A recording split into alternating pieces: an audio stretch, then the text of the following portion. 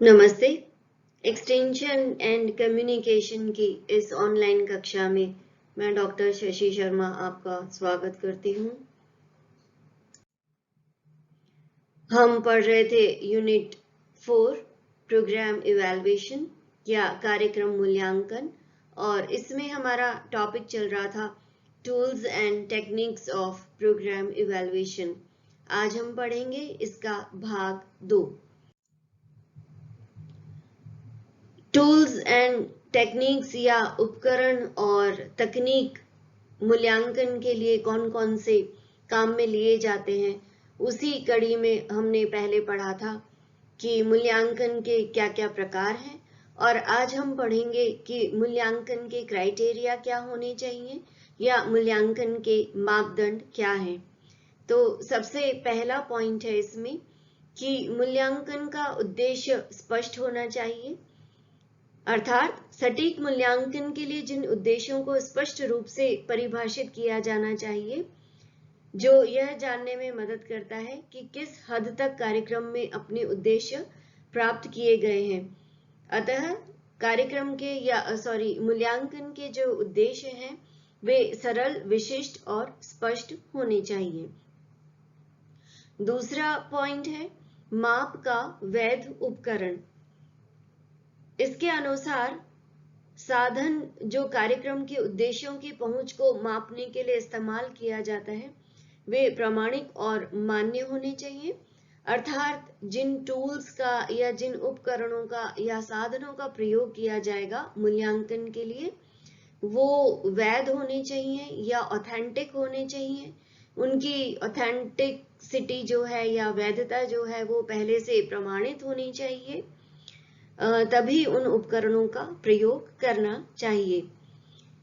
इस्तेमाल किए गए उपकरण और औजार ही मापने के लिए सक्षम होने चाहिए जिसके लिए वे बने हों, अर्थात जिस कार्यक्रम के लिए या जिस चीज के लिए जो उपकरण बनाया गया है वह उसी के लिए यूज किया जाए, ना कि किसी और के लिए। जैसे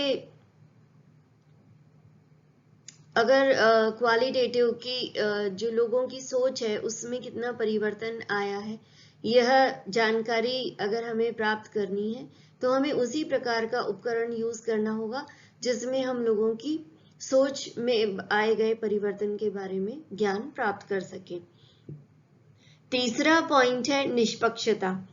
संचालित किए गए मूल्यांकन पक्षपात से दूर, व्यक्तिगत भेदभाव और व्यक्तिगत राय से दूर होने चाहिए।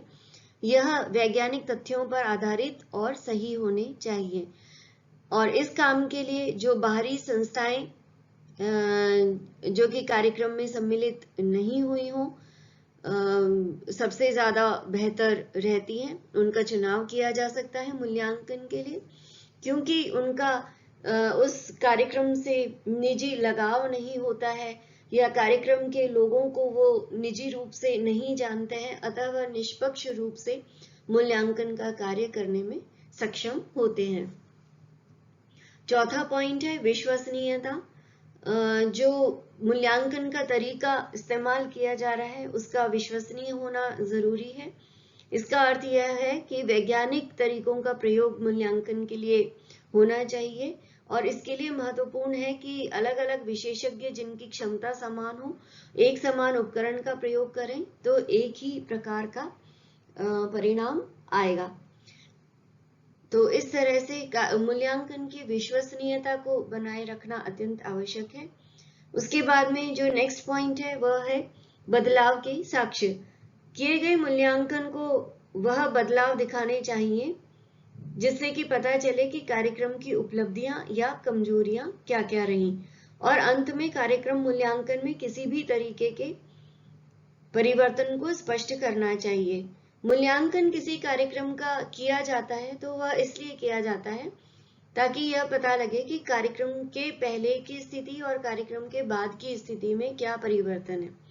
तो यह जो परिवर्तन है उसी के साक्ष्य इस प्रकार से जुटाए जाने चाहिए कि वह कार्यक्रम की स्थिति को भली भांति स्पष्ट कर सके कि इस कार्यक्रम के प्रभाव के कारण पहले और बाद की स्थिति में लोगों के जीवन में क्या परिवर्तन आए।